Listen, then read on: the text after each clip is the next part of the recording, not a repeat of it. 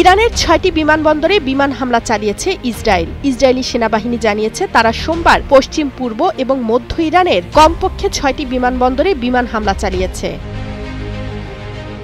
সামাজিক যোগাযোগ মাধ্যম এক্সে পোস্ট করা এক বিবৃতিতে ইসরায়েলি সেনাবাহিনী আরও দাবি করেছে, দূর থেকে চালিত বিমান ১৫টি ইরানি বিমান এবং হেলিকপ্টার ধ্বংস করেছে। এতে তেহরানের মেহরাবাদ, মাশহাদ, দেজপুল বিমানবন্দরগুলোকে লক্ষ্যবস্তু করা হয়েছে বলে উল্লেখ করা হয়েছে।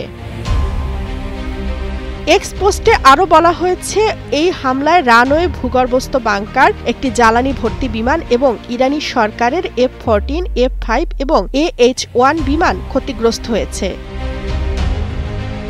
ইসরায়েলি বাহিনী আরও বলছে, বিমান বাহিনী এই বিমানবন্দরগুলো থেকে উড্ডয়নের ক্ষমতা এবং সেখান থেকে ইরানি সেনাবাহিনীর বিমান শক্তি পরিচালনা ব্যাহত করেছে। এসব তথ্য আল জাজিরার প্রতিবেদন থেকে জানা গেছে।